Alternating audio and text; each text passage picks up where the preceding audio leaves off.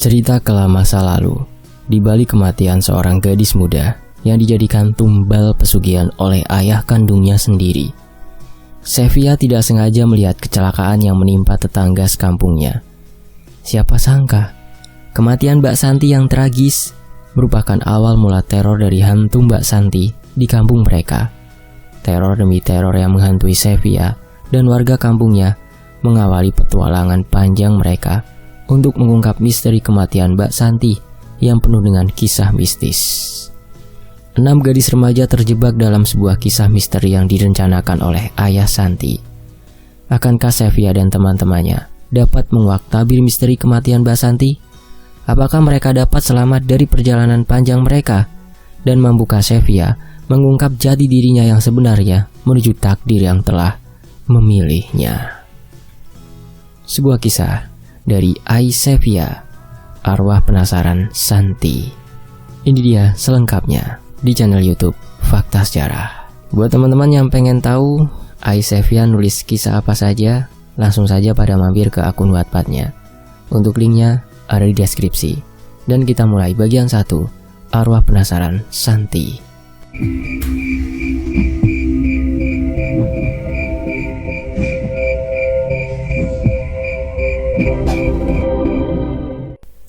Hujan. Aku berteduh menghindari sebuah air hujan di sebuah ruko pertokoan pinggir jalan bersama Sofi, tetangga samping rumah, sekaligus teman sedari masih kanak-kanak sampai remaja saat ini. Hujan semakin deras. Seragam berwarna biru yang kami kenakan setiap kali bekerja di sebuah minimarket telah basah oleh air hujan. "Kok iso sih, Sep? Orang gua manteliku," Sofi berkata dengan badan mulai menggigil karena kedinginan. "Wes nunut, nyocot meneh," jawabku kesal. Mataku tertuju pada air hujan yang mengalir ke selokan. Lalu lalang kendaraan di tengah guyuran hujan menjadi hiburan tersendiri bagiku. Tidak ada tanda hujan akan berhenti dalam waktu dekat ini karena mendung semakin pekat. Motor metik melaju kencang di tengah kepadatan kendaraan lain. Si pengendara nampak mendoyongkan badan sedikit ke depan menghindari derasnya hujan. Tanpa menggunakan mantel, pengendara itu melesat cepat seperti pembalap liar. Aku dan Sofi yang melihatnya merasa takjub, bercampur ngeri. Bagaimana tidak, orang itu melajukan skuter metiknya dengan kecepatan tinggi, menyalip zigzag kendaraan di depannya. Dan brak! Aku dan Sofi terkejut. Pandangan nanar kami tertuju pada orang yang mengendarai skuter metik kencang tadi. Darah yang keluar dari tubuh orang itu mengalir terbawa air hujan sebelum ia terpental ke atas karena menabrak gudukan tanah bekas galian proyek di pinggir jalan. Aku bungkam mulut Sofi dengan tangan kananku sebelum Sofi berteriak lantang karena histeris. Cepat-cepat ku naiki motor, lalu menarik tangan Sofi untuk segera ikut menaiki motor. Kuputuskan secara sepihak dengan memilih pulang dengan badan basah kuyup oleh air hujan. Kupaksakan pandangan untuk tidak melihat ke arah kerumunan orang yang mulai berlarian datang menolong. Dek, jantungku serasa berhenti berdetak. Begitu juga dengan Sofia. Ia nampak terkejut setelah mata kami tertuju pada plat nomor kendaraan yang terguling akibat kecelakaan tadi. Sedangkan jaket hijau beserta helm yang dikenakan serasa tak asing bagiku. Tubuhnya terkapar di bawah roda depan truk. Sesekali badannya terkejut dengan darah yang terus mengalir bercampur air hujan. Ya Allah, pekiku lirih. Aku tak berani menatap lama ke arahnya. Meski dari tadi, kupaksakan untuk tidak melihat ke arah di mana tubuh terkapar tak berdaya itu. Rasa penasaranku lebih besar, lalu berubah menjadi rasa bersalah. Meskipun jika aku berhenti, aku tidak akan bisa melakukan apapun. Sebab ketakutan tersendiri dariku akan darah dan kematian. Bahkan sejak kecil, jika ada tetangga atau aku tak sengaja melihat rombongan orang mengangkat keranda mayat, aku akan berlari pulang sambil menangis histeris. Ku kebut motor memasuki jalan menuju rumah kami. Bayangan seseorang yang sangat kukenal di bawah truk tadi masih melintas di pikiranku. Suara Sofi dengan berbagai pertanyaan yang ia ajukan padaku. Tak kuhiraukan karena malas untuk menjawabnya. Bahkan Sofi sampai memukul punggungku keras karena aku terus fokus pada jalan yang kami lewati. Memasuki gang kecil ke rumah kami, aku masih terus melajukan motor dengan kencang. Meski rumah kami sudah terlewati sejak tadi. Lalu kuntikan motor di depan rumah Pak Anam dan Bu Anam. Sofi nampak heran, namun ia mengerti maksudku. Sofi mulai mengetuk pintu rumah Pak Anam dengan salam terlebih dahulu. Sementara aku masih syok dengan kejadian yang kulihat tadi. Terdengar sahutan salam dari dalam rumah. Bu Anam membuka pintu lalu menanyakan maksud kedatangan kami. "Bu, apa Mbak Santinya ada?" tanya Sofi ramah. Bu Anam tersenyum ramah seraya berkata, "Santi durung mulai, Nduk," jawabnya. Dek, aku dan Sofi saling pandang. Untuk beberapa saat, mungkinkah orang itu Mbak Santi? Pikirku bertanya pada diri sendiri. Mbak Santinya biasa pulang jam berapa, Bude? Tanyaku dengan nada pelan. "Biasanya jamnya ini wes mulai," jawab Bu Anam. Ingin sekali aku berkata jika anaknya Mbak Santi mengalami kecelakaan di jalan raya tadi. Namun, yang kulakukan saat ini hanyalah diam mematung di luar pagar rumah keluarga Mbak Santi. "Bu, tadi waktu pulang kerja, aku sama Sevia lihat Mbak Santi kecelakaan," kata Sofi pelan. Buar, aku terkejut mendengar penuturan Sofi. Bagai disambar petir di sore hari. Mataku melotot ke arah Sofi di samping Bu Anam. Sedangkan Bu Anam tak kalah kaget mendengar penuturan Sofi. Matanya nampak berkaca-kaca. Tangisnya pecah saat memasuki rumah dengan memanggil nama suaminya sambil menuntun motor. Kukutuk mulut bejat Sofi di perjalanan ke rumah kami karena hanya selisih 6 rumah. Dia bilang dengan entengnya, Mbak Santi mati terlindas truk. Astagfirullah. Kurung mesti Mbak Santi mati, gerutuku. Lah motone copot kok, terus ndase ya wis pecah, wis mati, jawab Sofi sengak. "Cangkemmu ah," sahutku kesal. Membayangkan kepala serta mata yang copot Mbak Santi karena tadi aku tak sempat melihat. Bukan, lebih tepatnya aku tak ingin melihat kejadian itu. "Lancene kon ngebut ae, ora gelem ndelok sik kok." "Ono apa yo? Kok gegeran wae?" Suara ibu menyambut kepulanganku sambil membuka pagar rumah saat melihatku dan Sofi. Selesai memasukkan motor, lalu hendak menutup pintu pagar, Pak Anam berboncengan dengan Bu Anam disusul Mas Didi, kakak Mbak Santi. Ketegangan menyelimuti wajah mereka. Bahkan ibuku sampai heran melihat satu keluarga tersebut menaiki motor kencang di gang kecil ini.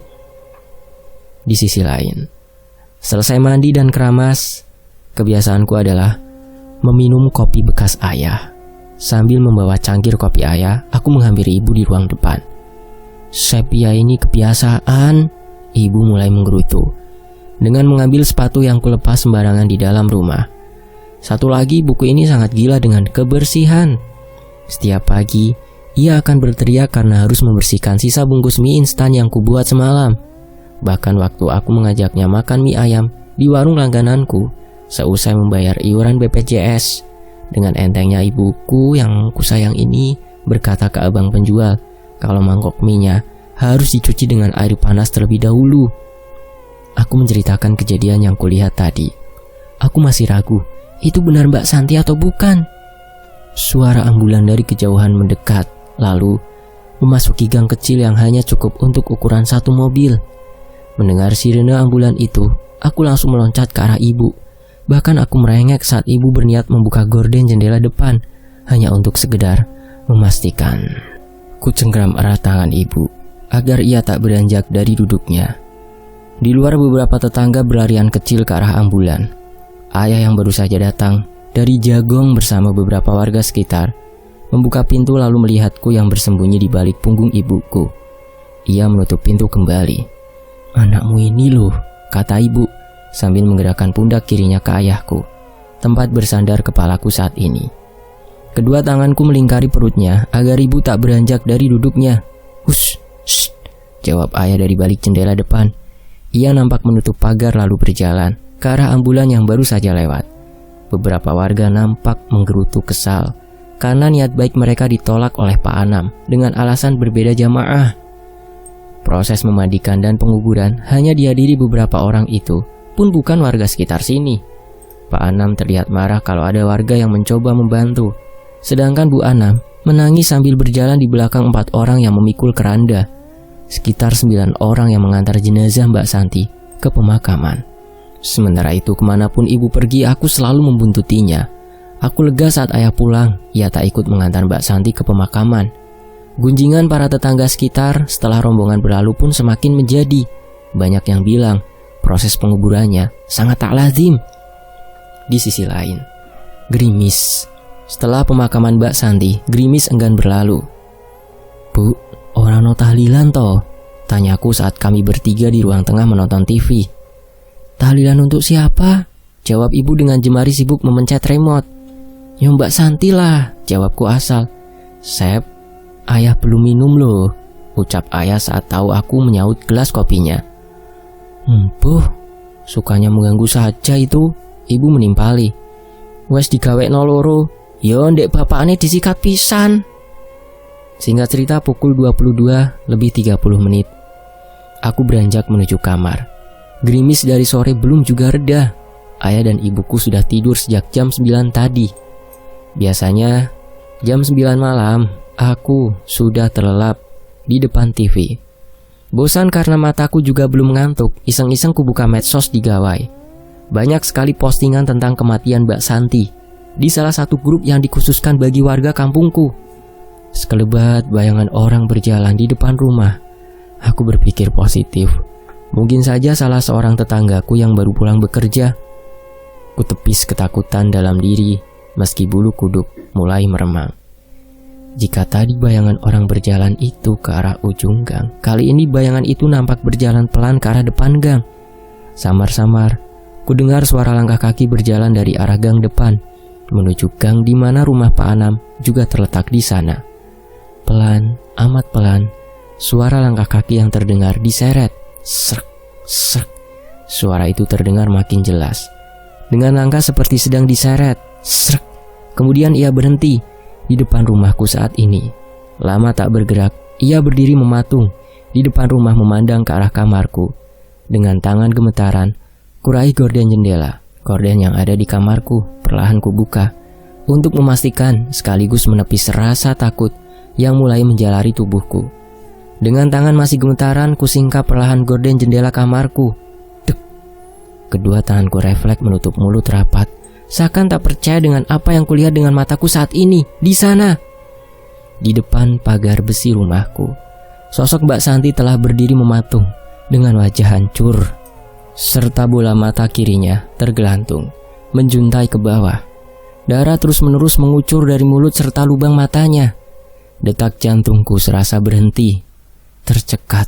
Wajah Mbak Santi dengan kulit terkelupas. "Ibu!" teriakan beserta tangisku yang pecah di kesunyian malam. Tubuhku ambruk dengan badan meringkuk di tepi ranjang. Lampu rumahku menyala. Ayah dan ibu tergopoh berlari ke kamarku. Ibu menenangkan dengan memeluk serta berbisik pelan di telingaku. Sedangkan ayah mengambil air putih di samping TV. Saat kedua orang tuaku sibuk menenangkan diriku yang sedang panik karena ketakutan di kamar, tiba-tiba suara air mengucur dari keran tempat pencuci piring berbunyi. Ayah dan ibu saling pandang heran. Pasalnya, tidak ada yang pergi ke dapur. Ayah hanya mengambil air galon di samping TV dan sama sekali tidak pergi ke dapur. Lalu suara tuas kompor yang diputar berulang-ulang dari arah dapur menambah keheranan kami malam ini. Klek klang, klek klang. Kali ini suara itu berasal dari pagar depan rumah kami. "Ya Allah Gusti," pekik ibu sambil memeluk tubuhku erat karena tangis. Gerimis masih belum reda hingga malam hari. Aku meringkuk di pelukan ibu. Tangisku tumpah di dadanya. Ayah mulai panik dengan keadaanku saat itu. Tanpa berpikir panjang, ayah membopongku menuju kamarnya, diikuti ibu yang berjalan di belakang kami. Tangisku belum berhenti.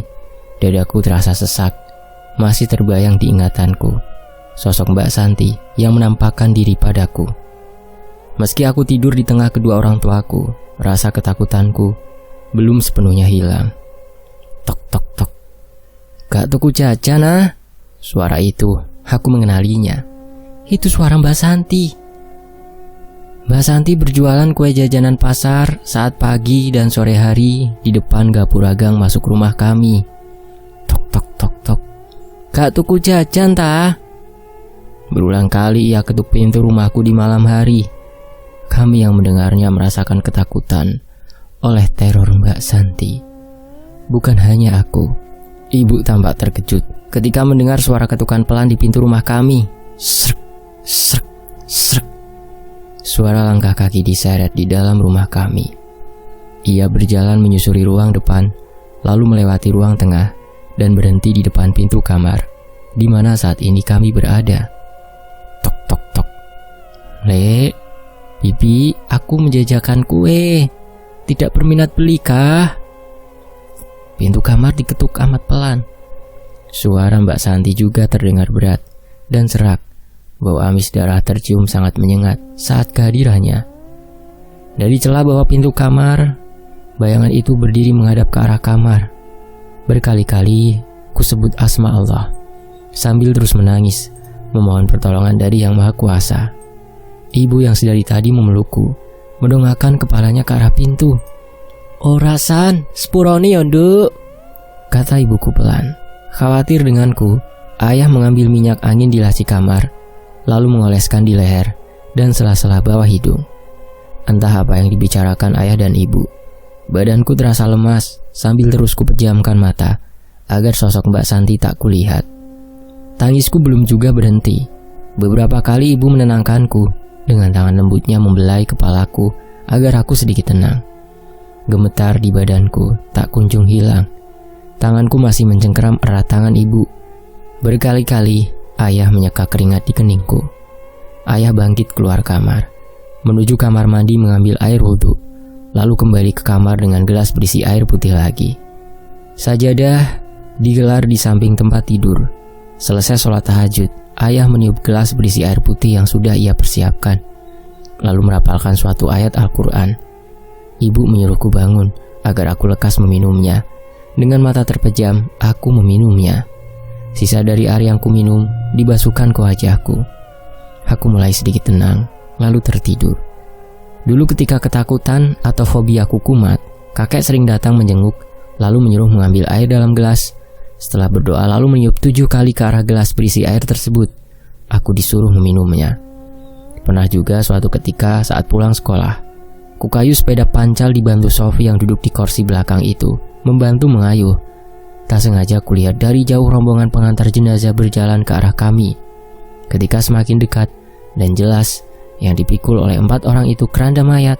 Tanpa pikir panjang, aku meloncat dari sepeda, berbalik lalu berlari dengan tangisan kerasku, meninggalkan Sofi yang terjatuh dari sepeda. Aku berjongkok dengan tangisan kerasku. Para pemikul keranda berhenti sejenak di depanku. Mereka menanyaiku kenapa menangis.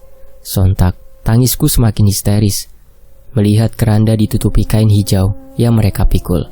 Karena panik, tanganku refleks mengambil batu kerikil di sekitar, lalu melemparkan ke arah pemikul keranda, berharap mereka lekas pergi. Pagi harinya, sampai jam 10 siang, aku belum bangun. Para tetangga resah akan kejadian semalam. Semua pintu warga di sekitar tempat tinggal Santi diketuk. Mbak Santi menjajakan kuenya ke setiap rumah warga malam itu. Dengan muka hancur, beberapa kulit wajahnya mengelupas, serta bola mata kirinya tergelantung menjuntai ke bawah. Nasib Sofi lebih parah dariku.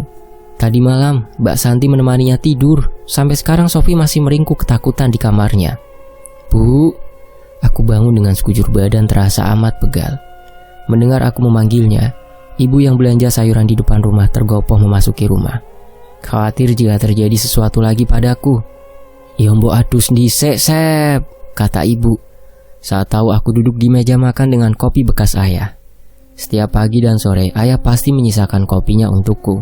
"Emoh," jawabku asal. "Kok ora ditangekno isuk sih, Bu? Telat malian kerja aku." Gerutuku yang mengetahui pukul 10 lebih di jam dinding. "Rasa kerja, awake gereng ngono kok," jawab ibu. Ia nampak sibuk mempersiapkan penggorengan di atas kompor. "Mandi dulu, Sep," kata ibu saat aku menghampirinya, lalu mengambil tempe yang ditiriskan. Aku tak menghiraukan nyanyian ibu. Mulutku sibuk mengunyah tempe gorengnya. "Wajahmu seperti lap," maki ibu sambil menarik aku lekas mandi. "Anake sopo?" jawabku ketus. Ibu nampak cengengesan mendengar jawabanku. Secara wajah manisku tak jauh beda dengan ibuku, tapi watak dan sifatku sangat persis dengan ayahku.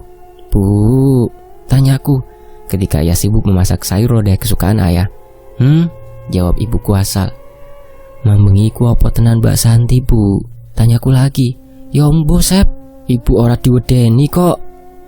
"Lah, ibu kok gemetar?" sautku asal. "Nemenan awakmu, lebih parah kamu," jawab ibu sambil menirukan gaya tangisanku semalam. "Nanti malam kalau Mbak Santi mampir lagi gimana?" tanyaku lagi. "Teng, sekarang kamu mandi atau tidak?" jawab ibu. Kali ini ia nampak mengacungkan sutil ke arahku yang sempat terkejut mendengarnya. Sebelumnya ia pukulkan sutil ke penggorengan. Buru-buru aku lari ke arah kamar mandi. Sore hari, aku hanya bermalas-malasan di depan TV dengan selimut menutupi bagian bawahku. Dari tadi bunyi notifikasi pesan spam dari kepala tokoku terus berbunyi. Kata ibunya Sofi sakit, kata ibu yang menemaniku. Enggan menjawab. Aku sibuk memencet layar di gawaiku. "Bu, aku mau diberhentiin kerja ini," tanyaku datar. "Iya beneran, nek dilereni kerja. Lowong kerja, ndak tahu waktu kok. Diem di rumah kan gemuk, daripada kerja di toko, sengsara," jawab ibu menjewer telingaku pelan. Bayaran pertama, ibu kabeh sing ngepek kok." "Gundulmu, orang gajimu masuk tabungan kamu kok. Sama sini," saut ibu sambil menggelitik perutku. Aku tertawa karena geli. Sehabis sholat berjamaah di musola depan, banyak sekali yang membicarakan hantu Mbak Santi semalam. "Sep, awakmu gak diwedeni Santi tah?" tanya Juminten menoleh ke belakang ke arahku. "Ora," jawabku singkat. "Sofi sampai stres," kata Mbak Oca lirih. "Ya kalau gitu harus beli kuenya Mbak Santi dulu," jawab Juminten. "Ya tukuan dewe kono Jum," jawab Mbak Oca sedikit kesal. Semalam aku dipaksa membeli kuenya," kata Juminten. "Kamu beli?" tanyaku dan Mbak Oca hampir bersamaan. "Ya enggak lah, gila kali beli kue sama hantu," jawab Juminten. "Kalau wajahnya enggak hancur, ya pasti aku beli. Wong jajannya enak kok," kata Juminten asal. Aku dan Mbak Oca saling pandang mendengar penuturannya. "Cocotmu Jum," sahutku dongkol. Juminten tertawa keras mendengar umpatanku. Srek, srek. Kami bertiga berhenti mendengar suara yang tak asing.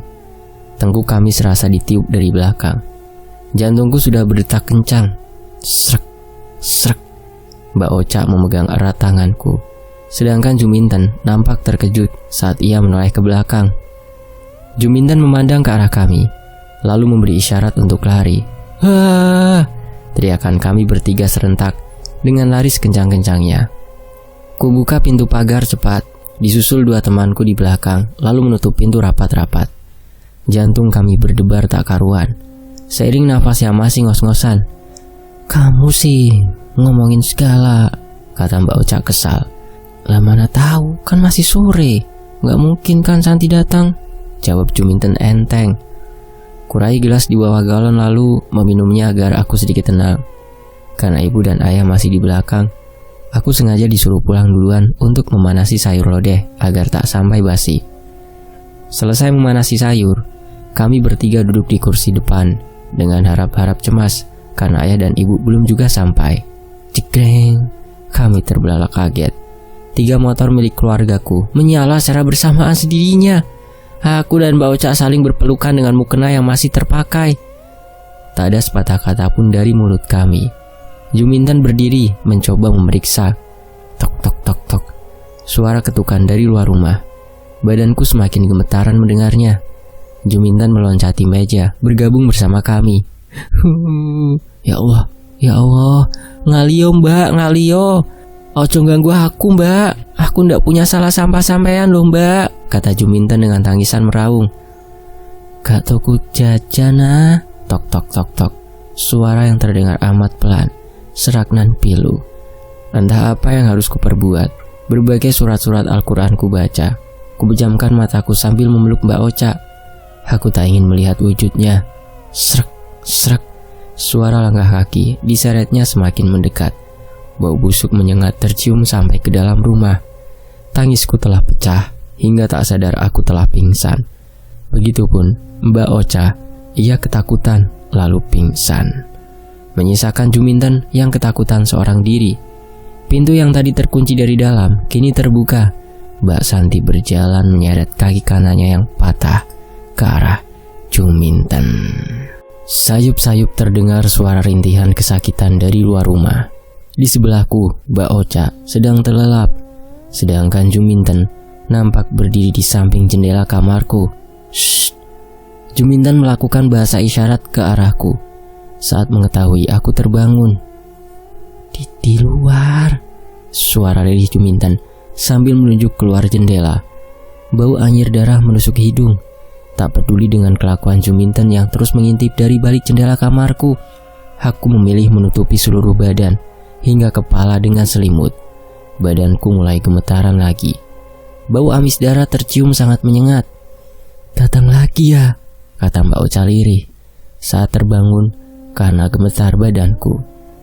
Aku hanya mengangguk pelan, tak tahu harus berbuat apa. Mulut kami berdua komat kamit membaca surat Al-Quran. Hujan kembali datang di malam hari itu.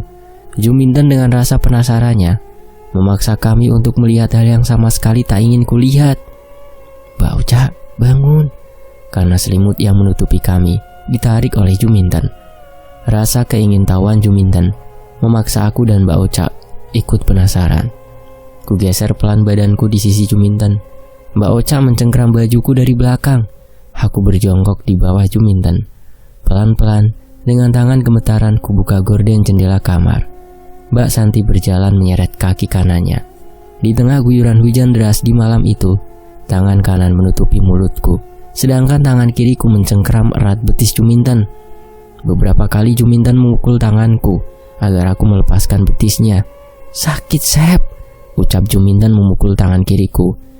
Badanku sudah gemetar, ingin sekali aku berteriak memanggil ibu atau ayahku ketika melihat Mbak Santi berjalan pelan, sangat pelan, hingga berhenti di depan rumah. Lama ia tak bergerak, berdiri mematung di depan rumahku.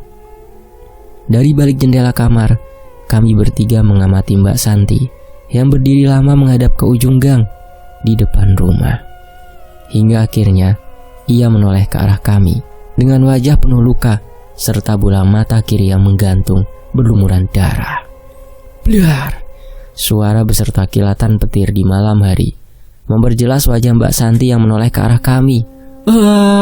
Jantungku serasa copot. Kami bertiga meloncat ke kasur dengan teriakan secara bersamaan. Keringat membasahi badan kami. Dengan badan gemetaran tak karuan, aku ambil Al-Quran di atas lemari kecilku. Kupeluk erat kitab suciku dengan badan gemetaran hingga duduk bersimpuh bersandar pada tembok. Meski ayah dan ibuku datang menenangkan air mataku belum juga berhenti. Jiwaku terasa terguncang mengingat apa yang baru saja kualami. Ibu menuntunku ke ruang tengah. Mbak Ocha dan Juminten juga nampak syok dengan yang baru saja yang kami alami. Aku tak bergeming ketika ayah menyuruhku lekas mengambil air wudhu. Badanku masih gemetar di pelukan ibuku. Hingga akhirnya ia mengambil gelas dengan air putih, lalu mengulangi cara yang sama seperti malam kemarin. Ketika air dibasuhkan ke wajahku, aku sedikit merasa tenang. Dengan badan lemas ditemani ibu dan Mbak Ocha, aku kembali membasuh wajah dengan air wudhu. Setelah itu, kami sholat 2 rakaat. Kubuka kitab suciku, kulantunkan doa-doa untuk almarhum Mbak Santi. Derayan air mataku belum juga berhenti hingga azan sholat subuh. Juminten dan Mbak Ocha pamit pulang ke rumah masing-masing menjelang pagi. Dari penuturan Juminten semalam, aku dan Mbak Ocha pingsan. Ketika hantunya Mbak Santi memasuki rumah, Juminten menjerit keras mengundang warga ke rumahku. Ayahku memindahkan aku dan Mbak Ocha ke kamar secara bergantian. Juminten meminta izin untuk menjaga aku dan Mbak Ocha dengan alasan takut tidur sendiri di rumahnya. "Maemse, Nduk," kata ibu menghampiriku sedang tiduran di ruang tengah depan TV. Aku menggeleng pelan. Ibu menaikkan selimut sampai pundakku seraya berkata, "Sofi, tambah nemen, Sep." Aku terkejut mendengarnya. Kusinggap selimut yang menutupi badanku, lalu beranjak keluar ingin menengok keadaan Sofi. Ibu membuntutiku dari belakang. Mas Yoga dan Pak Rusdi sedang adu mulut dengan Pak Anam. Mereka berdua menceritakan kejadian 2 malam ini pada Pak Anam. Pak Anam bersikeras tidak ada yang aneh pada malam hari. Ia nampak keras kepala, bahkan terkesan membohongi diri sendiri. Bohong jika Pak Anam tidak melihat hantu Mbak Santi. Tadi malam, Juminten yang tidur di rumahku melihat Mbak Santi mondar-mandir dari gang depan, lalu berhenti dan menghadap ke pintu rumah Pak Anam. Mas Yoga nampak kesal dengan penuturan Pak Anam. Istri dan anak Mas Yoga yang masih kecil tidak bisa tidur selama 2 malam ini. Pintu rumahnya selalu diketuk setiap malam oleh Mbak Santi. Begitu pula yang dialami Pak Rusdi dan keluarganya. Lek Jat, bapaknya Sofi nampak ngurung di depan rumah. Bahkan ketika aku menyapanya, ia nampak bingung menjawab pertanyaanku. Jat, sudah kamu periksain belum ketimbang makin parah? Tanya ibu saat tahu Lek Jat duduk depan rumahnya. Lek Jat nampak menggosok keningnya keras, lalu berkata, uangnya dari mana Mbak Eni?